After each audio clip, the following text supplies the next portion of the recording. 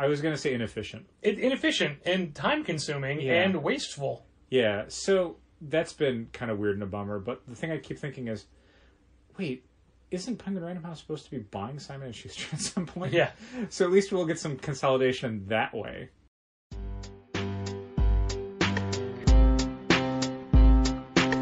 Come on and visit for any occasion. Don't keep patting down waiting. Comics and conversation. Keep the conversation moving along. Keep reading comics, keep your local store strong. If it's hard, then it's a job for the challengers. Comics and conversation, y'all. From Challengers Comics and Conversation in Chicago, this is Contest of Challengers, a comics industry business podcast with Patrick Brower and W. Dale Bush.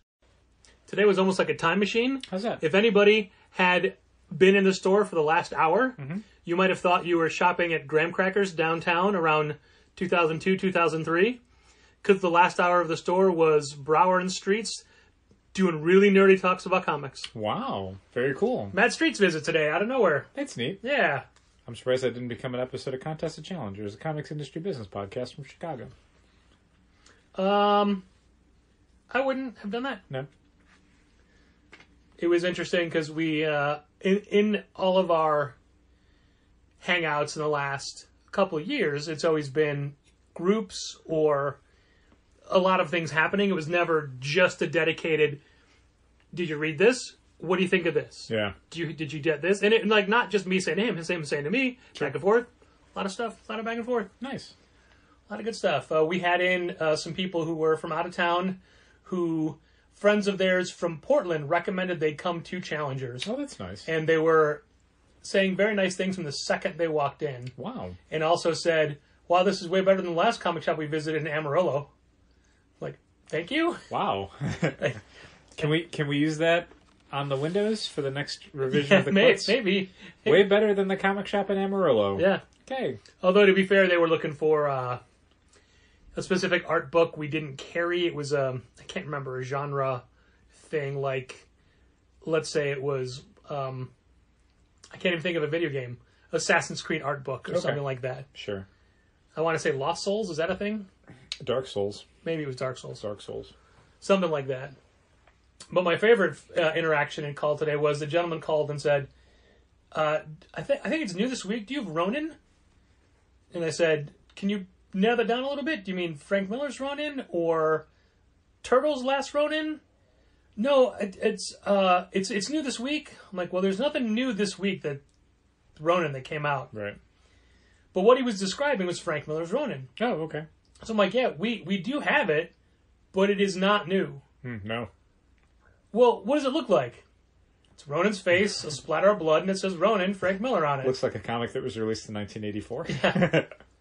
He's like, well, but it's got his face, right? I'm like, yeah. So he thought that was it, but then he thought it was new this week. So when he came in, I'm like, hey, man, this book, we do have it. It's right. He asked me to hold it. It's right here.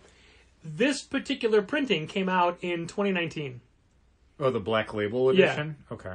But he thought there was a new one this week. No. So he's very confused. I'm like, there's no new Ronin, and even if it is, it's just this. Then he's looking around, he comes back up and says, what about Ronin Island?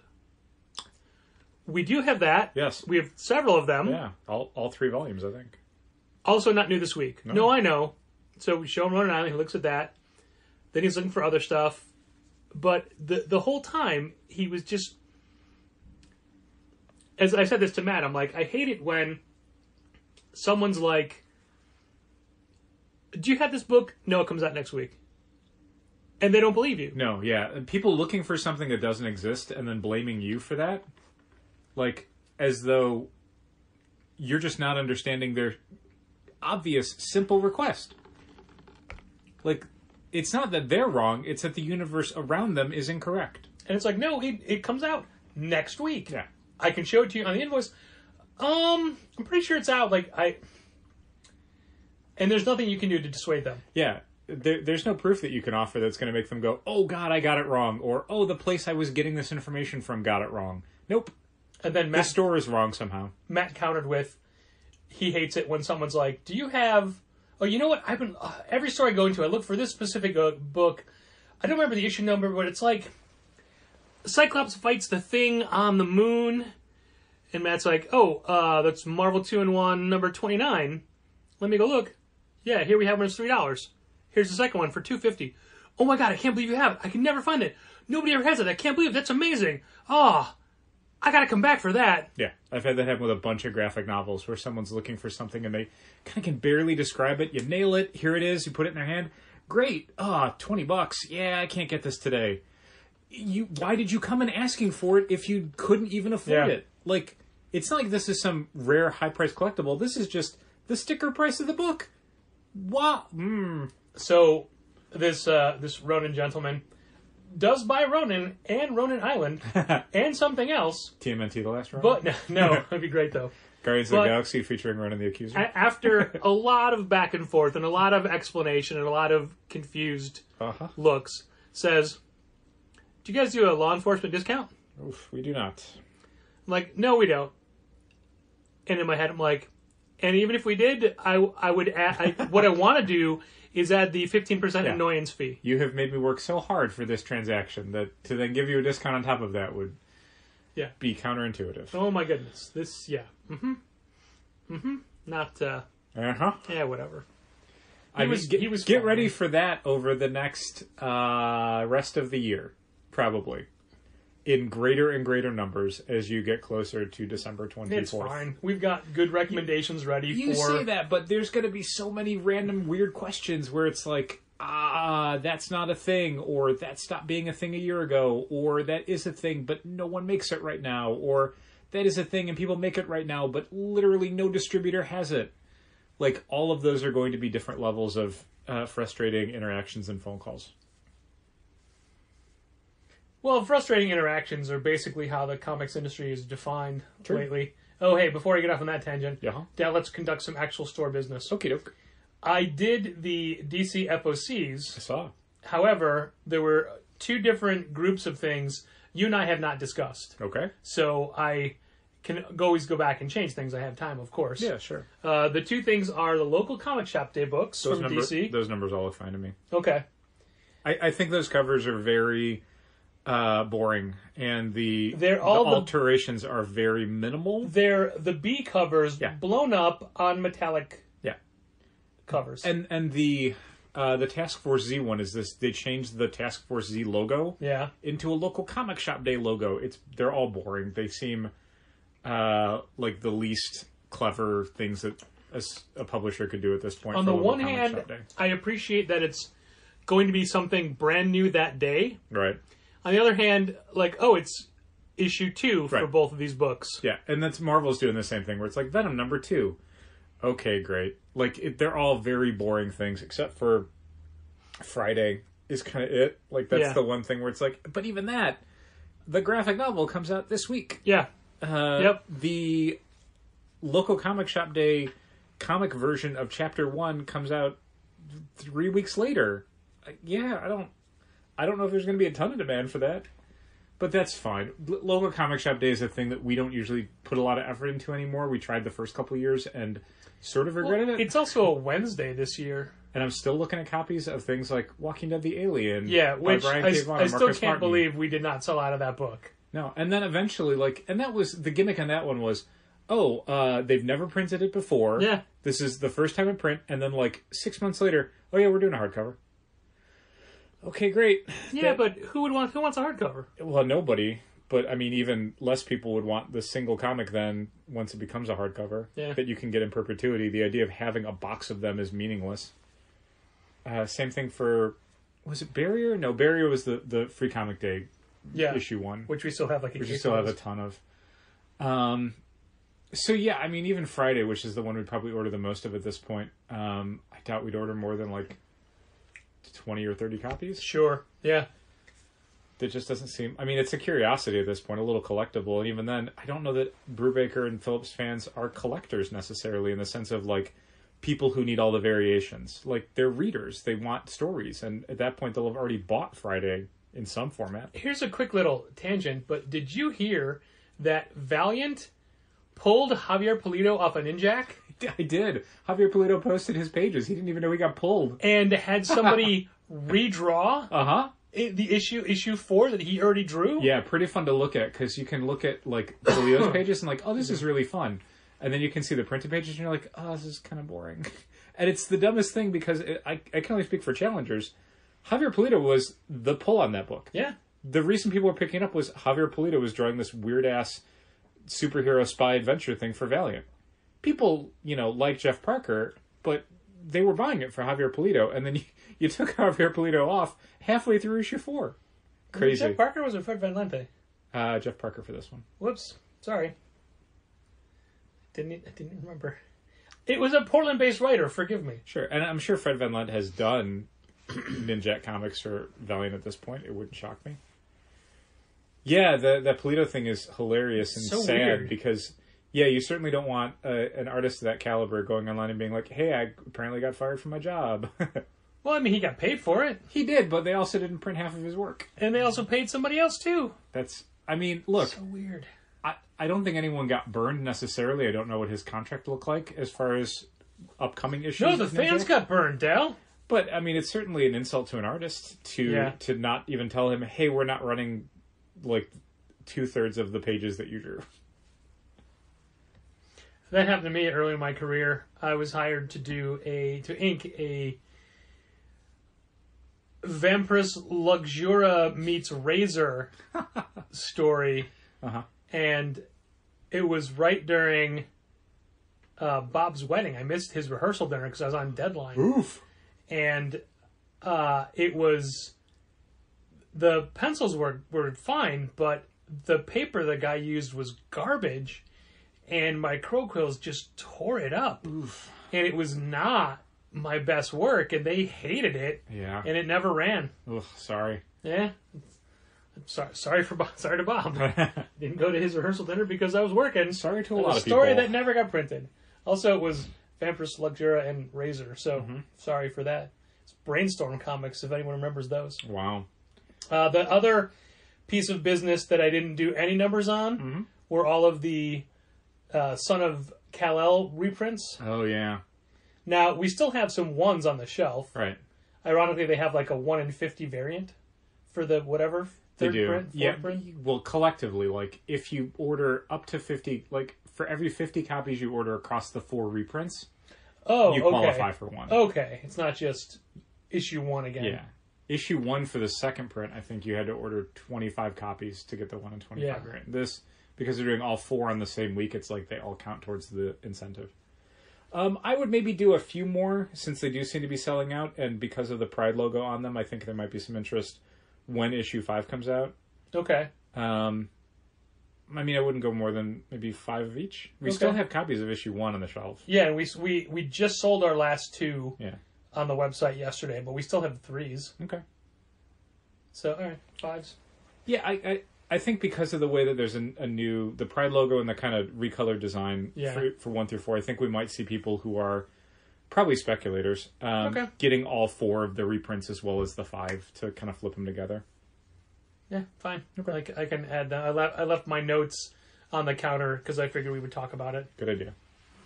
Give a real peek behind the curtain because we... well, in fact, you and I never talk about FOCs really. Because we do them separately. Yeah, and this week I think Molly Jane's been doing the Marvels. We worked on them together 2 weeks ago, and this past week I just had her do them all herself. Yeah. This week I think we're going to flip around where I'm going to do the Marvel ones Saturday night, and then I'll have her do the Diamond FOCs on Sunday to get her... Because I don't think she's really had a chance to do the Diamond FOCs through Comic Suite yet, so I want her to get a couple reps on that. Okay. Did you see it's 9 more boxes from Diamond next week? Good. Friday, I mean, we're getting a lot of copies. Yeah, and a shield. And a shield and some action figures. There's no more room for action figures. Because we got... Directly to the storage space. 5 cases of Marvel Legends today. Yeah. And then 2... So it was the What If waves and what else? 2 Villains waves, restock. Did you put any of those on Instagram? No. Maybe put those on Instagram tomorrow. Yeah, except I'm super busy. Okay. So busy. Okay. Cutting out white squares for somebody. Tomorrow. I said tomorrow. Yeah, we'll see if I get around to it. Okay. It's... Even today, I thought of doing that. Yeah. But then... And this is such a me thing. Uh-huh. I hate the people that come in because they see this. Okay. You know what I'm saying. I do. But it's a store. It is. I mean, that's kind of the desired outcome, is people see them and come and buy the figures. So if Molly Jane wants to post those on Sunday, that's great. Yeah, I mean, if you don't before, then I'll just have her do it Sunday. I'll try tomorrow, but I don't know what'll happen, Dal. It's your store. You are allowed to do or not do as many things as you feel appropriate. Well, it's weird to deliberately not do a thing that would benefit the store. That's one of the great things about owning a store, though, is you don't have to justify it to anybody. You don't have to justify it to me. I'll do a post, but it's only going to be of the Marvel Legends villains we already had, because we were sold out of half of them. Yeah. And then the Anthony Hopkins Odin that we got. Yeah, that Red Skull and I think the Doom sold out pretty fast. And we were also out of Lady Deathstrike. Yeah, okay. Not arcade, probably. I think we were out of arcade. I think we the just... hood? Probably not the hood. We had the hood, we had the AIM Scientist, we had Dormammu. Okay. So I'm just going to post those three. Smart. The back side of your Transformers box. Okay. So people don't know which one it is. Right. For 2022, Hasbro has finally realized that not everyone who's selling those Transformers Generation Selects figures are doing it online. Some stores are actually selling them, and it sucks to not even be able to see any pictures. So they're slightly altering the boxes, so there'll be like line art of the characters stenciled onto the boxes. Okay. It's not the same as But all just Bumblebee as a generic Transformer? Yeah, exactly. It's not the same as, full color pictures showing, every mode of the character that fans might want to see, but... Sure, but at least they know who it is. At least there's a way of looking at the box and going, oh, this is Lift Ticket, or whatever. That's not real. Lift Ticket is the first one that's coming out in 2022. That's the box they showed here. It's Lift Ticket. And Black Zarek. I'm so offended by those names, I'm not talking. I know. I got it. Take it up with BotCon in 2015 for Lift Ticket, and take it up with, I guess, Japanese animation studios in the 1980s for Black Zarek. Lift Ticket. Lift Ticket. Where's Valet? I don't know if they've ever done a Valet.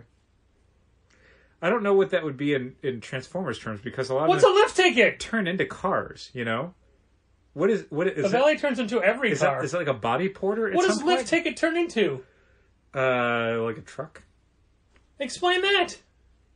Once again, BotCon in 2015. That's who you want to level these accusations and recriminations at. Man. If it makes you feel better, I'm not getting one. I did not like that mold a whole lot. You know what? It actually does. Okay. It does make me feel a little better. Because I know I won't have to see it. You won't. Wow. I don't know if we ordered it for the store, because we do a lot of those Generations figures sight unseen. We, huh? It's we now. Yeah. I don't think we do. We might have ordered it for the store. I don't think we did. Yeah. Probably not a lot, because the Generation Selects ones, they don't go super great. And while we ordered all of 2021s in advance before really knowing that, 2022s were lower numbers. Well, according to the invoice, the character we got in today was Glavitron. With a space between G space, L space, and then the rest of the letters. G Lavatron. GL Avatron. Because there's a space after the L as well. Oh, okay. So it's like his full name? Like Good day. Good day, sir. I am Mr. GL Avatron. I bid you adieu. I'm here to buy your oh, God damn it. I can't remember. What do they eat?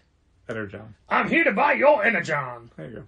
Wait, no, it'd be, I'm here to buy your Egneron. Your Edgernon. Janon. Do any Transformers have mustaches? Yeah, several. Oh, okay. What are they made out of? Like exhaust pipe? No, it's just whatever, like metal on their faces. Okay. I like to think that more of brands. Like, branding iron, like not like like a tattoo, but a brand. No, it's basically the same. The material it's configuring their whole head. It's just now there's also a mustache or a beard. How many of them have fuzzy dice? That's like an internal organ, so I don't know. Okay, but I assume like at least somebody has. Yeah, probably. Okay. Yeah. You're listening to Contest of Challengers, where Patrick and Dal can't shut the up about toys. I will stop asking Transformers questions. Thanks. So, just yesterday, which is the other day. The other day. There's I mean, aside from today, there are literally 6 other days. Just yesterday, we were talking about how the paper shortage would or would not affect Marvel Comics. Right. And it's not affecting Marvel Comics. However, did you hear today's news? I don't think so. There's a printer issue, and 75 Marvel Comics will be delayed anywhere from 1 to 8 weeks each. Oof. Most of the books are delayed by a week. Okay. They called it a printer jam, but it doesn't mean that the actual device is jammed and not printing, but it's like jammed up with work. Yeah. Like, there's not room on the schedule for stuff that they had already planned on printing. Because some stuff probably took longer, or orders went up, so suddenly something that was like, oh, we can do that in a day, is now like, now it's a day and a half, and now everything has to move around. Yeah, I don't imagine... Games Radar, by the way. The article was on. Okay. That's where I saw it. Yeah. I don't imagine it's something that Marvel is going to feel like prioritizing different books, so it'll probably just be luck of the draw, whatever, stuff gets pushed back, or it could be chronologically. I mean, it's everything from... But there's a lot of stuff... Aliens to Amazing Spider-Man to Star Wars. There's a lot of stuff where Alien. I wish it was just like Darkhold the Wasp. Yeah. Or Death of Doctor Strange, Blade, or whatever. Like, just push back like the one-shots that no one's going to care about. Still waiting for New Mutants. Yeah. That was announced pre-pandemic. Most everything else came back. Wait, what? Remember they all these books that were announced before the pandemic, and most of them eventually came out. New like Warriors. Oh, I said New Mutants. You did. Oh, I'm That's sorry. Why I'm like, wait, what? It's been a while since there's been a new issue of New Mutants, but I don't know if that's irregular or not. New Warriors is what I meant. You are correct. Yeah, I don't think it's ever going to come out at this point. That's a plot line that fizzled out for an event that never really took place. But what about the rest of the Daily Bugle? At least Power Pack came out. That's all I care about. Yeah, and it was real good. Literally, the only thing I cared about from Outlawed was like, just put that Power Pack comic out, and they did all 5 issues. It was great with random covers. Yeah, with like 2 actual good covers over 5 issues. But I agree. I think that there's like looking at straightening the shelves today, seeing like, oh, we still have Darkhold Blade, and we got like literally 12 copies. Mm-hmm. And it's less than we got a Darkhold Alpha, which sold out immediately. Yeah. Like yeah. day of release. So my expectations no, for Death of Doctor Strange White Fox aren't high. No, and yet we're ordering all of those pretty much blind. Yeah. Like, the orders are not high, but a lot of people would not pre-order those in advance. I got the FOC Human Target number 2 today. Yeah. Number 1 comes out next week. Yep. This coming Wednesday. Yeah. So, no matter what, I lowered it just because. Take that, DC. But that's just how it works. I mean, unless you've completely miscalculated an issue 1 and you sell out immediately, everything goes down for issue 2. Like, there's Right. going to be people who pick up 1 who just don't come in for 8 months. Like, that's happened tons of times where people come in on vacation, or they come in, because they're walking around the neighborhood and they're like, oh, this is a number 1. I can start the story here and you will never see them again.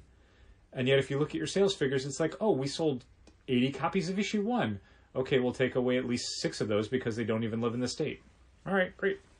I had started to mention before that I've been very busy at the store. You have mentioned that several times. Sure, but it's such a weird thing to me, and I've worked more this week than I normally work. Yeah. It looks like I will be doing that for a while. And everything just takes so much more time. It does. We talk about this a lot, We do. but it takes so It's much so more weird. time. And there's like the special projects I was able to, like today I made the holiday hours sign. Okay. Now that we have this fancy new door sign, open and close door sign, Which I love. which Dow loves, and it's a great I sign. love it. It's like, oh, we'll use it for a month, then put it away, then go back to one of those just cardboard signs on Yep. the door.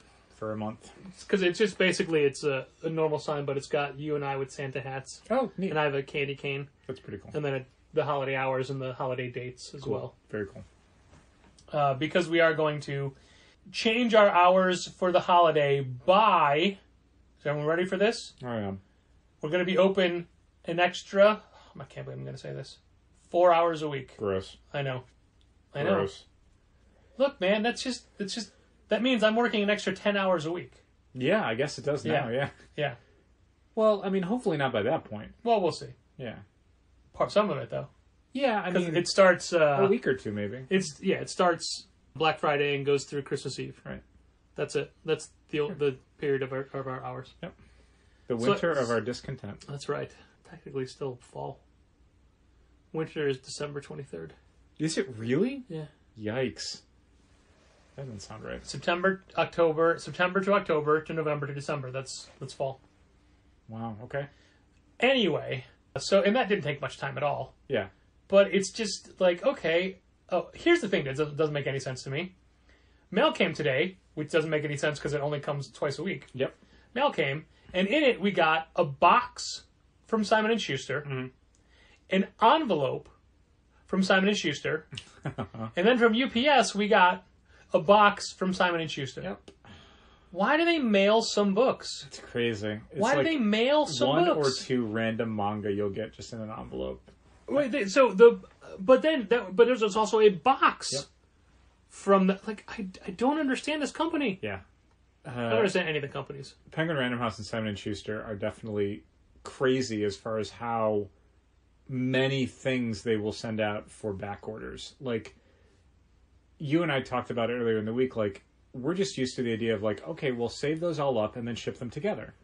They don't do that. They just will, if a book comes in from a back order, they will just ship that book out. Even if tomorrow 2 more books come in, then those 2 books will go out in a separate order.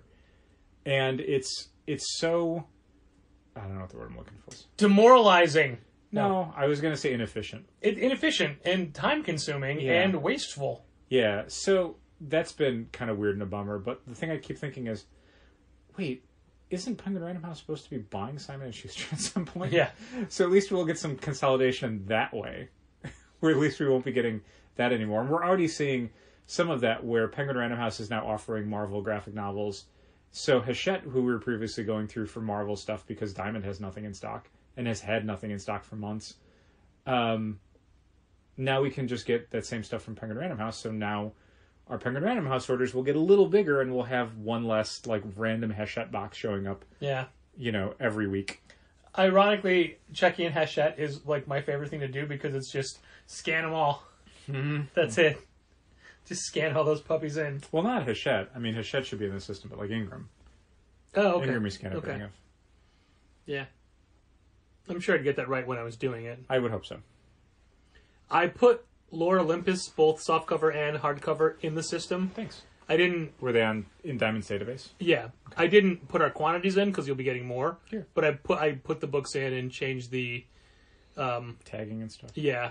But also, it's so weird to me that they're in the system as Lore Olympus, GN, capital VOL01. Lore Olympus, HC. That's it. Mm-hmm. Like the first one... Not Volume 1, just HC. Yeah. Okay, thanks. So I changed GN to SC. Fine. And then I added the Volume 1 to the hardcover. Yeah, Diamond's pretty bad about making sure that their data all lines up. There's been any number of times that I've had been unable to find a trade paperback because for some reason Diamond decided to call that one a softcover. Yeah. Or how often they use GN instead of TP. Yeah. They use TP for both. Sometimes they use both. Fine, at least you can find it when searching. I guess. It's still... I spend way too much time editing things down every week to the way I like to have it when most of the time it doesn't matter. Sure. That's the thing I have to do every week when I move stuff to Shopify is clean up a lot of stuff that in our internal system we don't really care about. Yeah. Caution codes and things like that. But it's like I have to, I don't want to just call it TMNT. I want to call it Teenage Mutant Ninja Turtles so people can actually find it if they search for words like turtles. I need to make sure that, like... Do you do it both? Do you do Teenage Mutant Ninja Turtles, TMNT? I don't, because by that point, like, the title space is Teenage Mutant Ninja Turtles Ongoing, number 125, cover A, Campbell. Yeah, sure. We're good. That's plenty of words. I'm curious as to, and I guess you can answer this question because it's what you're doing now. where things are so long. For example, Marvel Legends, Zombie Captain America, parentheses, Watcher BAF, parentheses.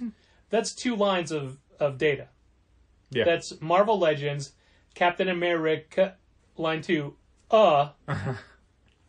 parentheses, Watcher BAF, parentheses. Yeah.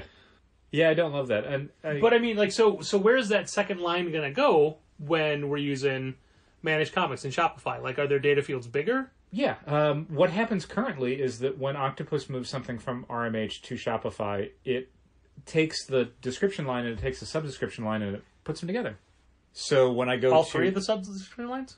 Well, you're only using 2 lines. Right, but there are 2 other lines available. But we've never used the Never. additional 2 lines. So currently it probably wouldn't, but there is basically a formula, a process, a script that runs that combines those 2 lines together so that when I go to Shopify and I push that item then from Octopus, where it's kind of in a holding pattern, to Shopify, it will say, as 1 line in the description field, Marvel Legends, Zombie Captain America, parentheses, Watcher BAF.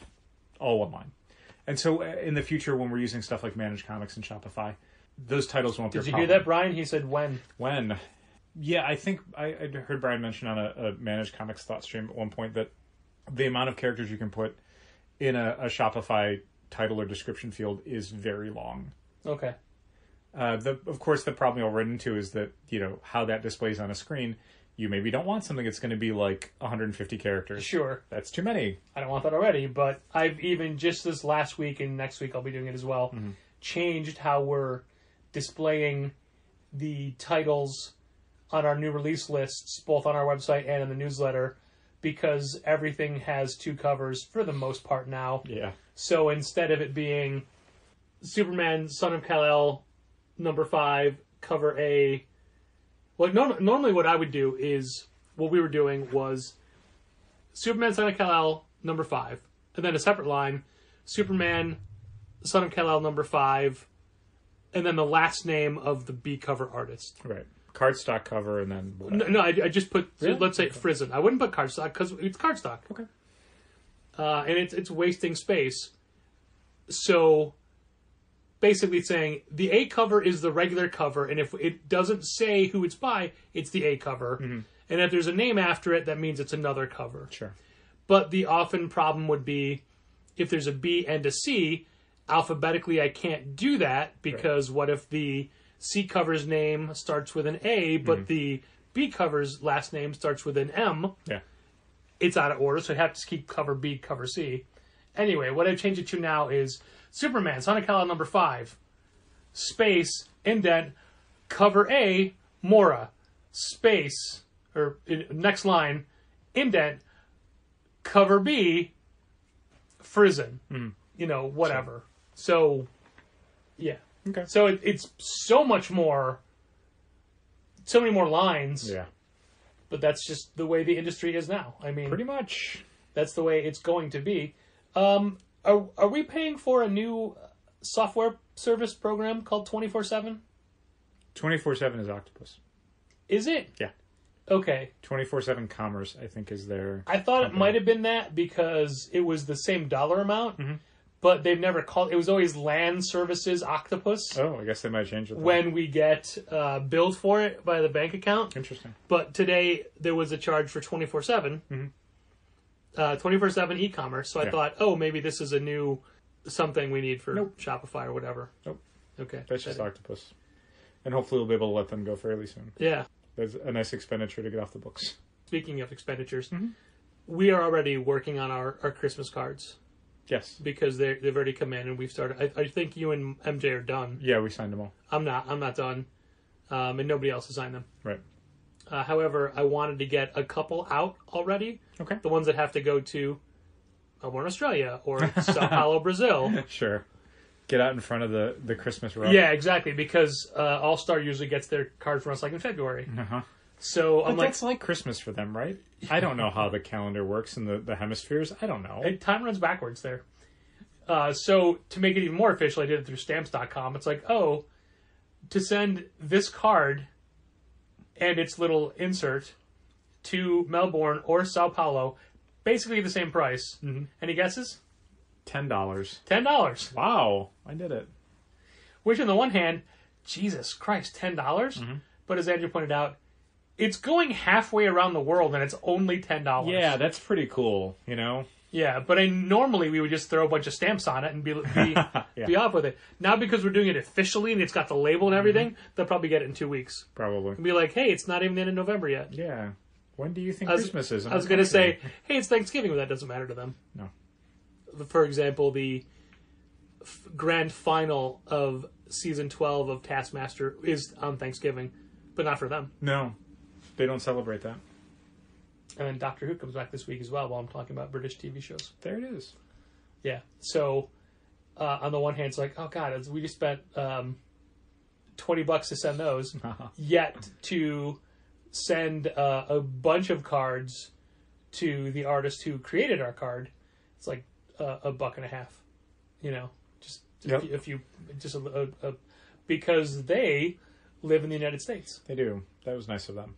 And there's a bunch of other cards that we send to foreign destinations, but those aren't going to get the full wrapped in an outer envelope sent treatment. They're just going to get the stamps on it. Because also those are all a lot closer than Sao Paulo or Melbourne. Yeah. You're listening to Contest of Challengers, the reigning, defending world heavyweight tag team champions of comics. Dal, aside from the normal supply chain nonsense and all of our normal extra amounts of work, it seems like it's been a light week as far as topics for this particular podcast go. Yeah, I think so. I mean, the biggest stuff that we had this week were very frustrating Tuesday deliveries where we got a ton of stuff in. Oh man, let's talk about that very because late in the day. That was a pain in the ass.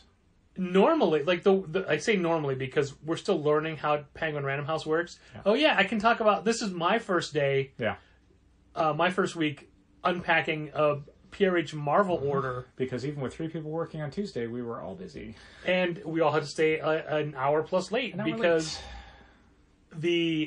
so basically Tuesday was, forgive me, I don't remember the box count, 29?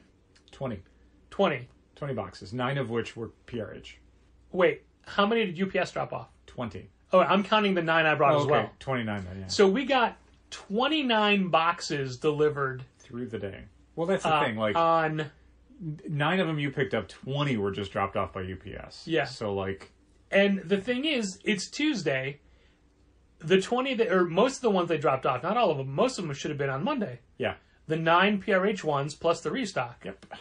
We've repeatedly talked about how in the olden times we would do reorders on Sundays to have the stock show up from Diamond on Wednesday so we can have it out on the shelf during the day Wednesday when people show up to get their new books. Right.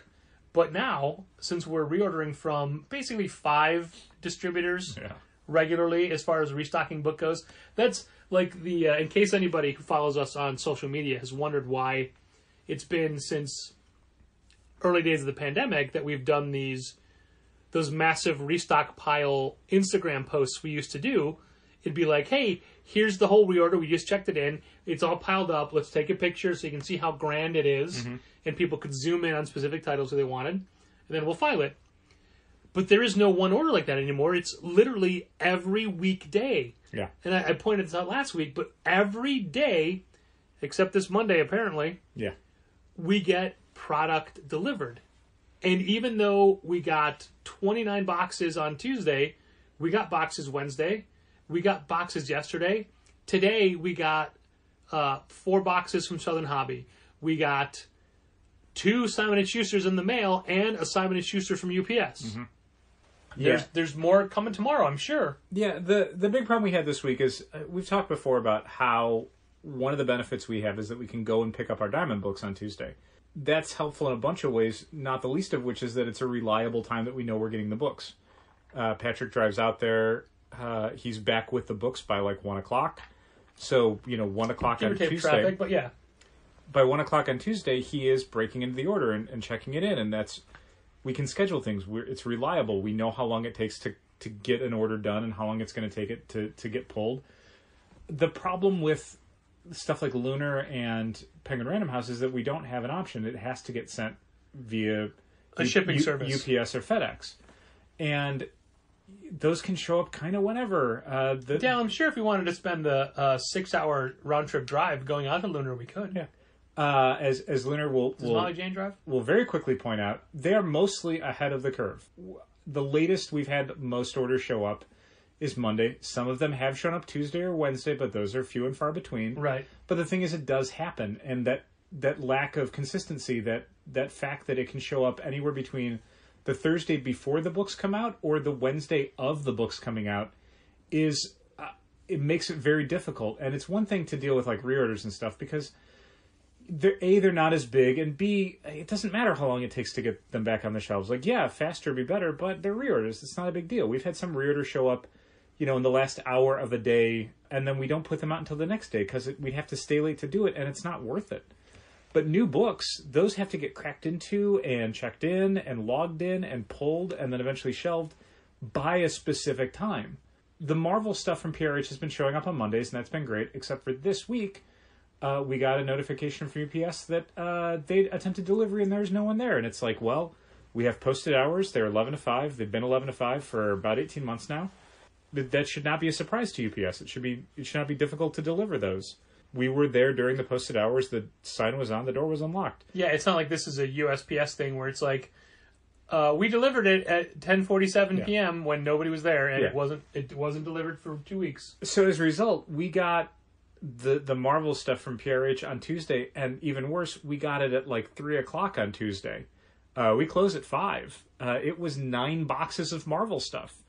And that's on top of the day where we were already dealing with a very large Diamond order, and additionally 11 more boxes of reorder stuff that had showed up from Diamond, from Simon & Schuster, from Penguin Random House, from Hachette. All of that showed up at 3:00. So while I was cracking into 11 reorder boxes, Patrick was cracking into 9 Marvel boxes.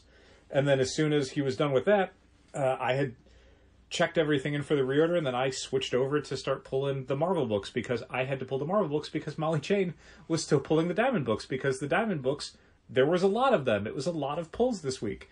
So it was a time where both of us were working on pulling new books for people, which publishers. Is insane. It is. It's not a thing that we've ever really done before. No, it's super, super sucked. And it also doesn't help that, you had to put these 4 image books aside again. Yeah. Again. And simultaneously for Molly Jane, because she was doing the Diamond stuff, she had to bag up the 4 or up to 4 books that were set aside from this week's Diamond order, while simultaneously debagging the books that were set aside last week that are now for sale. Yeah. So that was a whole process that took a lot longer. Yeah, Tuesday was kind of a nightmare. It's the first time that, since we've had 3 people on Tuesday, that we needed to stay after 5. Like the week before, I think we were done at like 3:00. Like I could have left 2 hours early. Yeah. This week, all of us had to stay an hour late. It sucked. It was real bad.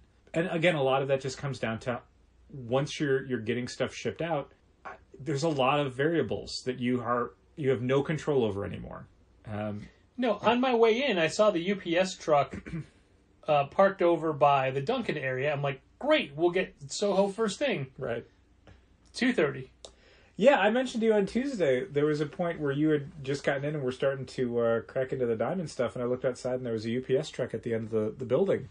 I'm like, this is great! It's showing up at like 1:00. We got plenty of time. And then I start getting the sheets ready and some boxes ready. And then I go to prop the door open and the truck's gone. Yep. Was not our stuff. Nope. Our stuff didn't show up for another 2 hours. At the worst possible time. Yeah, it was kind of a fiasco. Did the Lunar stuff show up yet? Yeah, yesterday. Okay. Yeah, it came in Thursday. That's good. Like you said, they've been pretty consistent. Yeah, again, at the very least... Don't you remember the Soul Plumber story? I do, that's right. They've been showing up, by Monday because DC has an on-sale date of Tuesday. We don't put anything on sale until Wednesday. So at the very least, we'll have a couple days to deal with the DC stuff. And again, the Marvel stuff has been pretty good up until this week where, it was scheduled for Monday and then UPS just didn't drop it off. Yeah, and that's not even a PRH it's issue. Nothing PRH could do. I mean, the only thing they could do is, get it scheduled to get dropped off on Fridays. And it's like, I don't think that's within their power based on how long it takes to print things at printers and send them to distributors for getting split up. So my experience unpacking the boxes, and again, I didn't do it the first couple weeks. This is the 4th week. Yes. Yeah. The 4th week of getting them, and what they were is basically a single stack box inside a considerably bigger outside box, but with a ton of thick bubble wrap between the inner box and the inside layer of the outer box. So much bubble wrap that when you take out the inner layer of the box and lay the bubble wrap flat without really compressing it, it almost fills the entire box. It's like, how did that box fit in there? Yeah, and you and I have a split decision on this. You hated it because it was so much extra work to not only like unbox everything, but then to cut down all the boxes, and it created so much. One of the things that extra I garbage. do that you don't do is I slice open all of the bubble wrap. Yeah, I don't do that. I know. So it takes up way less space in the trash. Yeah, I'm just not doing that. That's a lot of extra work. Yeah, so when you don't do it, I do it. Do you dig through the... No, but like when you leave the box out in the hallway, I will Sure. cut those up. Okay. And I'm not telling you have to do it. I'm just saying I do it. So it's so there was so much bubble wrap this week. But my point was, so they number their boxes like C3, C4, C5, C6 to C7, right? Yeah. Like, so I think 3, 5, and 7 are what we've seen mostly. okay. These were 3s inside 7s. Yep. When they can just be inside 5s. I don't blame PRH for going overboard because they really got raked over the coals the first week for how little they did. And so I think they are definitely going overboard in protecting the boxes because they can't run the risk of not doing it again because people can go back to Diamond. That is an option. I don't think they want their reputation on this to be, if you order your books through PRH, they're going to get kicked to shit. But also, I don't want that. Still so many corner damages. We still had them. And that's the thing. Like, And even with all of this... But the internal boxes were all fine. And lovingly wrapped with way unnecessary amounts of bubble wrap. So how are the corners still getting damaged? Done. Maybe it's because they just wrapped the sides. What if there was bubble wrap under the boxes and over the boxes? Maybe none of this should matter. Maybe it shouldn't matter what condition the books are in, as long as they're not ripped to shreds or on fire or sunk to the bottom of the sea. Maybe that's... Maybe they shouldn't matter. Like, there's plenty of food and drink that you buy that's on fire. Like... S'mores. Well, they shouldn't. You don't eat them when they're on fire. Bananas Foster. But, yeah, sure. There you go. Things that are on fire when you serve them, why not? When you read them, Sure. why not a flaming comic? Yeah, I hate how delicate you have to be with comic books because they are... The idea of cheap disposable medium needs to be handled with white gloves is insane. It's ridiculous. Here are a few things that are seemingly random, but they give me the exact negative reaction. When a customer calls me boss when I'm ringing them up, I think it's an insult and not a compliment. Wow, okay. I think when they're like, "Hey, boss," I don't think they mean that I'm their boss. I mostly get called boss at Subway. I don't know they mean that I'm in charge. I take offense to it. Okay, that's weird. When people want a receipt now, I don't trust them.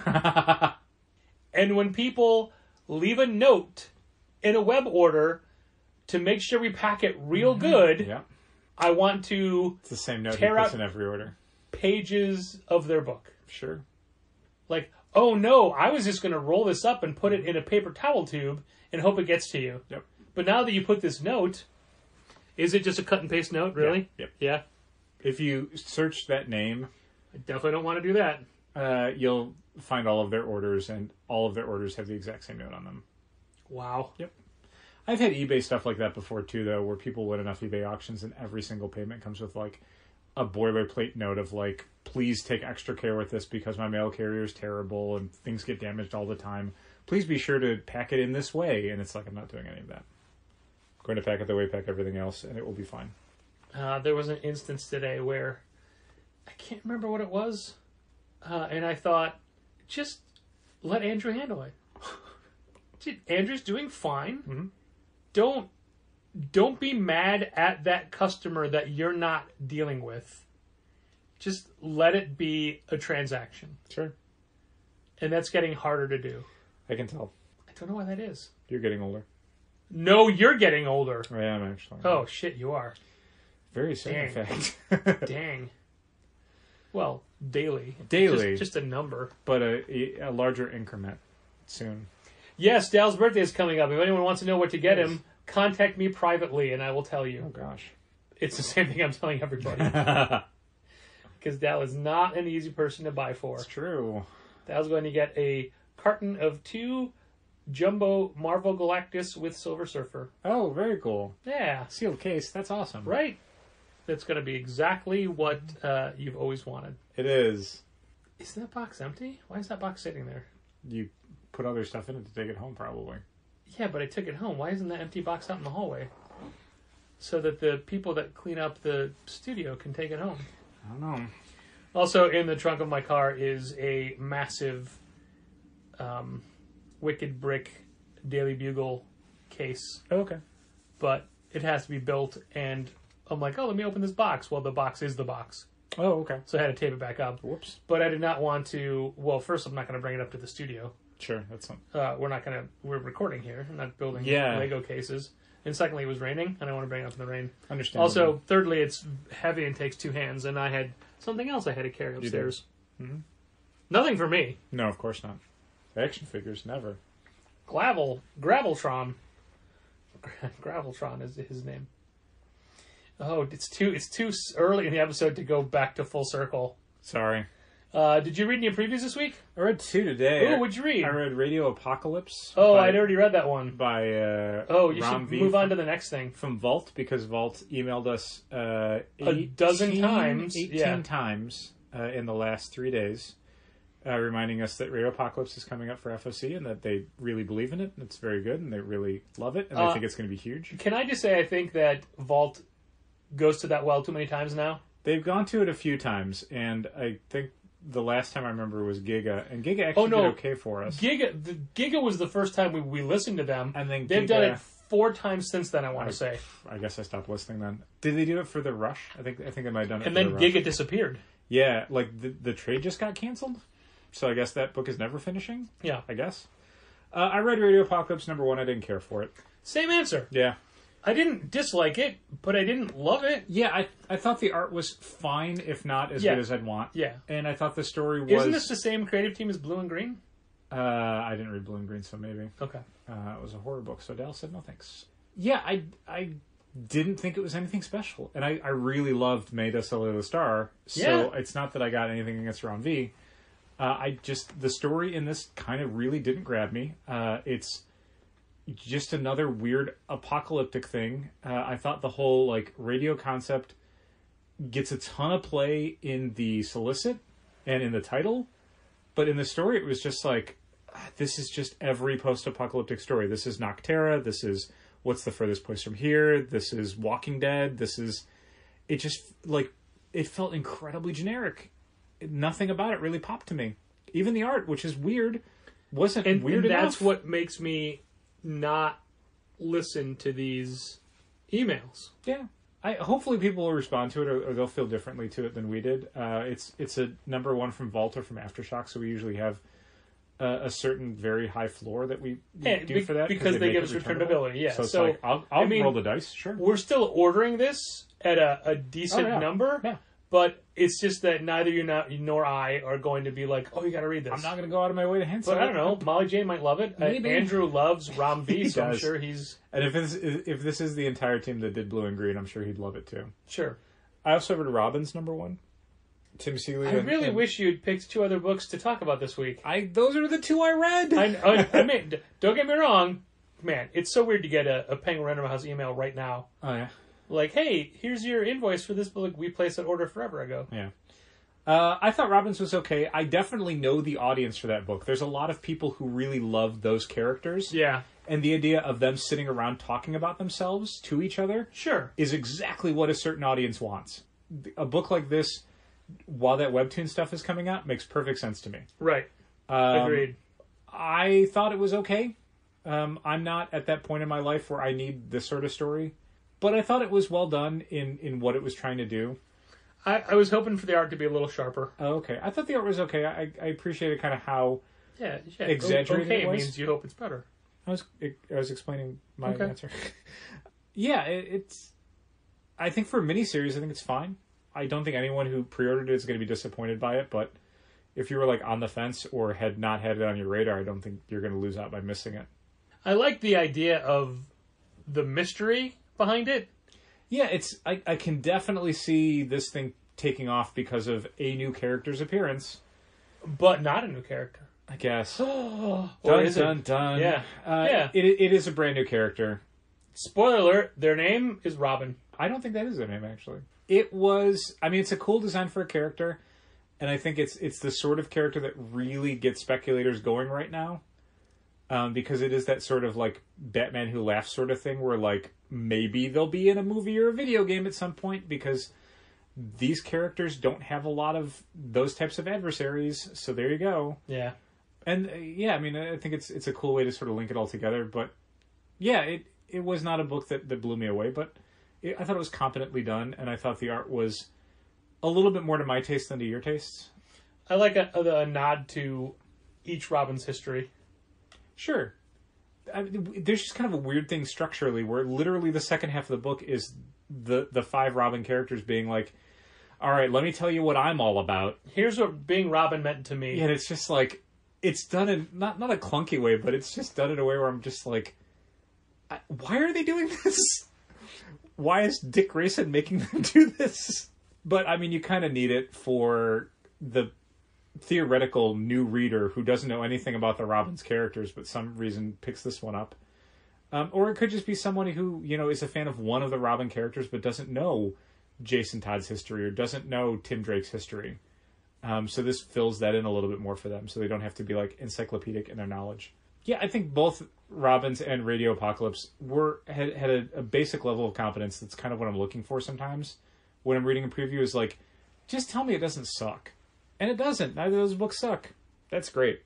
It's like you always choose to stop talking when I'm writing something down that I need time for. I'm sorry. That's usually when my thought and sentence runs out. I saved this week's DC email to be opened later because there's a couple of books I want to read, but it's mainly like DC versus Vampires 2. Yeah, the only DC number 1 that I think I haven't read yet was Wonder Woman Historia, and I wasn't really looking forward to that. Was there one? It's in the folder.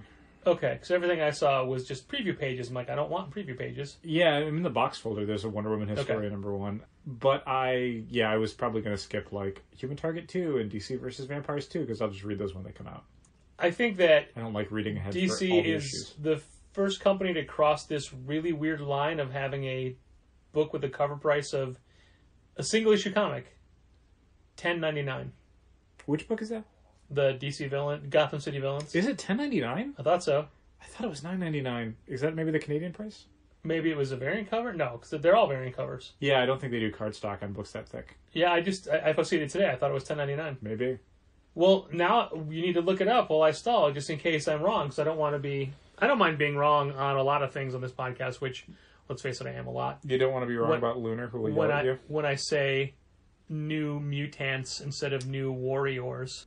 So... So the variants are more. So there's like 9 covers? Well, you only ordered 2. The A cover looks like, judging from the discount, that looks like a $10 cover price. Okay. But the Cover D Marguerite Sauvage Poison Ivy cardstock variant is $1 more. Okay, so there's what, G covers? Probably. So they're all $1 more. That's ridiculous. Yeah, I guess they are doing cardstock variants for the $10. How do you do a cardstock for a prestige format? I don't know, man. That seems really weird.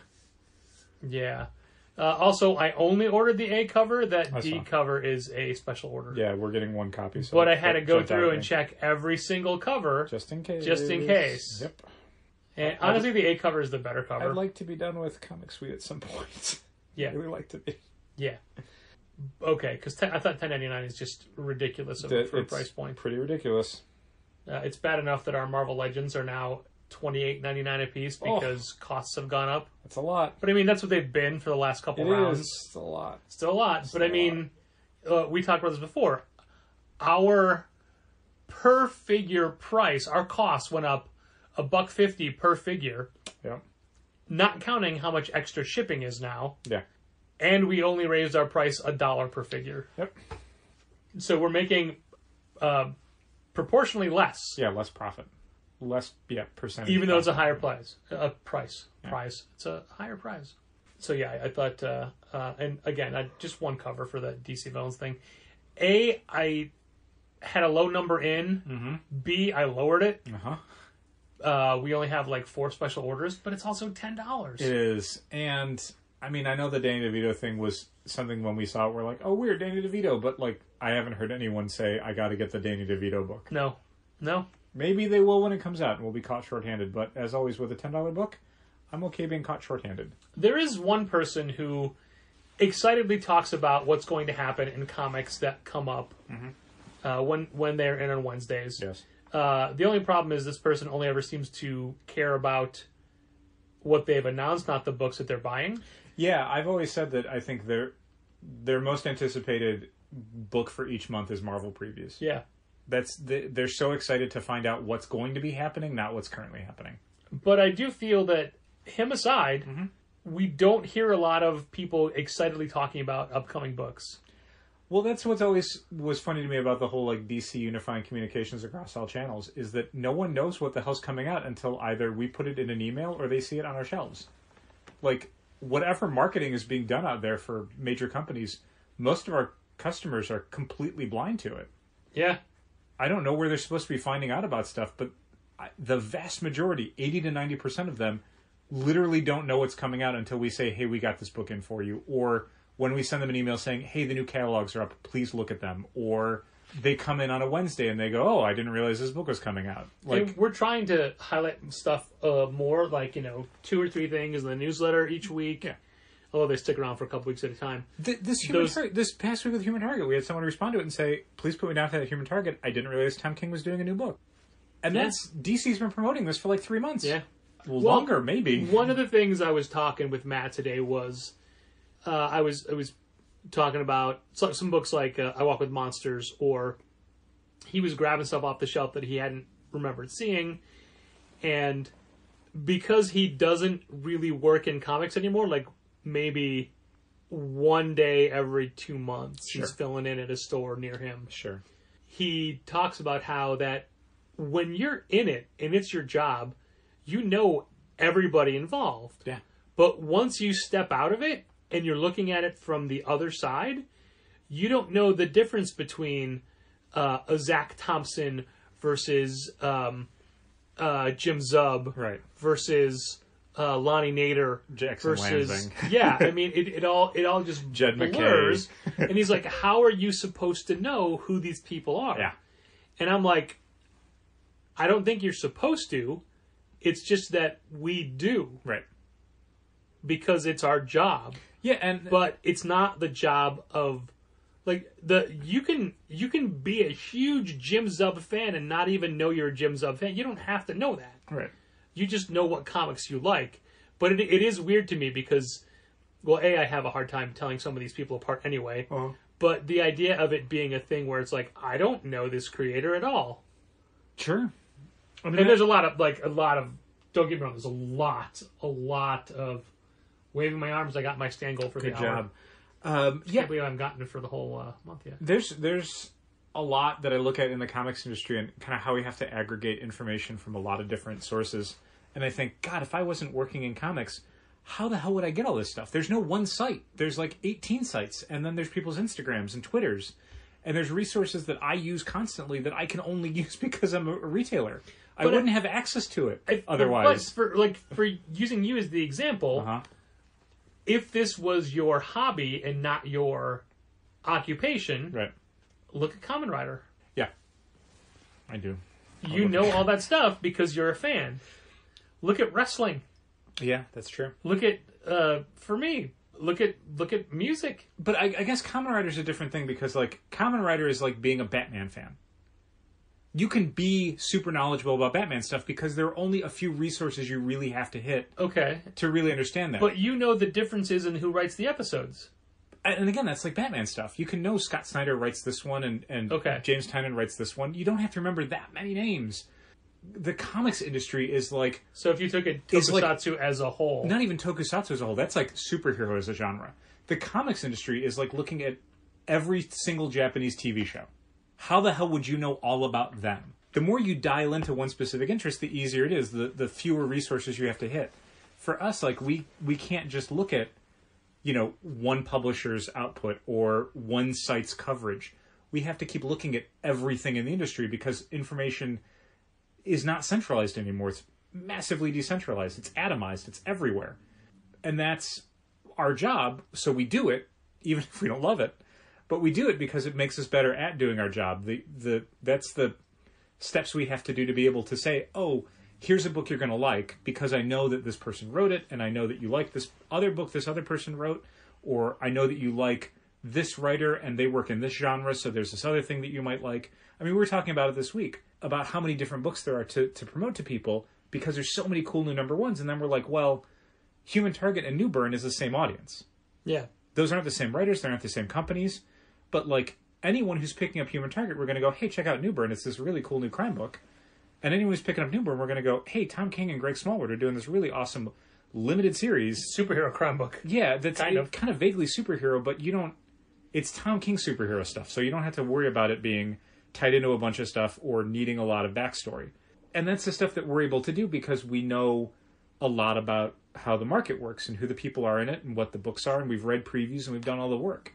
That's a thing that we wouldn't expect people walking in the door to know to do.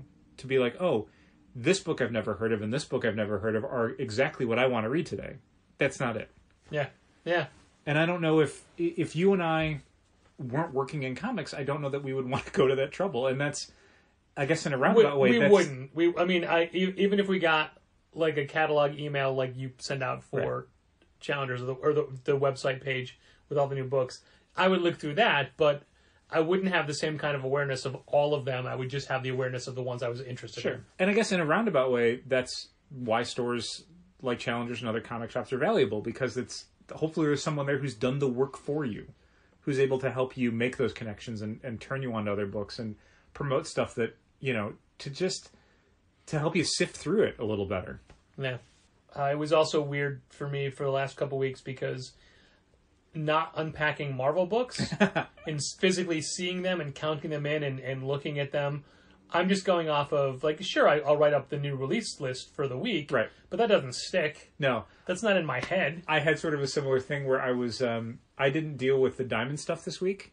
Yeah. You checked it in. I checked in and sorted, and Molly Jane pulled. So I was doing the Marvel stuff later in the day after she had already gone through a lot of the earlier boxes. So I was filing some stuff and I went, oh, Kaiju Max came out this week. Like, I didn't make spaces. I didn't I pared down the new release list, and I always look at it, of course. But a lot of the extra steps that would remind me of everything that came out, I don't do anymore. Like, those are all spread around tasks now. Andrew was ringing someone up, or they had a question about something, and Andrew's like, hey, is this new this week? And I go, well, if you don't know if it's something new this week, and I point to the counter, like, we have a list right here, and we have a list right there to the board. Mm-hmm. And I was saying that to Andrew, but the customer's like, oh, okay. Like, I'm not yelling. A, I'm not yelling. B, it was more so he knew where to look. Yeah. I'm not... So that he could answer this question Yeah. for himself in the future. I'm like, okay, I think I need to tone that down. I didn't mean it to Listen. sound like, why don't you just look at the board, stupid? Why are you wasting my time? We do this on the counter. We do this on the board. I'm not yelling. Yeah, no, there's been a bunch of times lately where somebody will ask a question about a book, and it will take me a minute to search for it, and then go, "Oh no, that came out this week. Yeah, Let's go look on the shelf." that's okay. When I was doing the most recent issue counts for books to do the lunar FOCs, Sure. and Human Target 2 is on my list. I'm like, and I already read number 1 a few weeks ago because of the PDF. So I go to the release wall. I'm like, How did we already sell Are out? we out of? There's not even a backer card for. Oh, right. Next week. All right. And also, I know that the variant covers, and this is a very Human Target specific point, the variant covers, the Trevor Hairsine variant covers for 1 and 2. 1 and 2 connect, and they're a Clue parody. Yeah, the board game box. But number 2 is mainly the facial profile of Martian Manhunter. Oh, yeah, because And that's how that looks. Such a bad-looking single frame. Not great. But the Greg Smallwood cover for number 2 is just spectacular. There was a Greg Smallwood cover for the issue that was in the new catalog. Yeah. I'm going to see if I can bring it It's up like, real quick, man, 'cause why do it's these so variant covers gorgeous. even exist? Yeah, it certainly seems less necessary. Especially when DC does all these Batman-themed video game covers or wanted posters that are awful and nobody wants them. This one. Look at this. No, that's great. That's really great. Look up number 2. I saw it. It's just Christopher Chance and Ice. Yeah, it's great. With that soft blue background, and her costume fades into the. It's so good. It's really good. Oh my god! Look mean, at that design sense. Greg Smallwood is so good. So when they first announced, like, oh, Tom King and Greg Smallwood are doing a project together, it's like, well, that's going to be amazing. And then when they went, oh, it's Human Target. Oh no, that's going to be the best. Yep. The best ever. Yep. Andrew even said that he thinks Greg Smallwood is next level. I would love to see, and I don't know that maybe they haven't. I just haven't noticed it. DC get some of the Vertigo Human Target stuff back in print because there's a lot of really good creators that worked on that. For real. The Peter Milligan, Edvin Bukovic stuff, I would love to have more available, or maybe it is, and we just don't stock it. Although I don't think enough people draw him to look like Rick Springfield enough. I guess. Well, those they could get back into print. No, wait. Who is the Fox one? I can't remember. Not Rick Springfield. It was a different guy. Gene Simmons did one, but it didn't take. Oh, it's too bad. Yeah. What's not too bad is the experience of reading comics as a whole, and hopefully hearing people talk about their jobs in that industry. Thanks for listening. And keep reading comics. This has been Contest of Challengers. Thanks for listening. Keep reading comics. Challengers is located at 1845 Northwestern Avenue in the Bucktown neighborhood of Chicago. 773-278-0155. Keep up to date with new releases and events at challengerscomics.com. Like Challengers Comics on Facebook, follow @Challengers on Twitter, and help fund this podcast at patreon.com/challengers.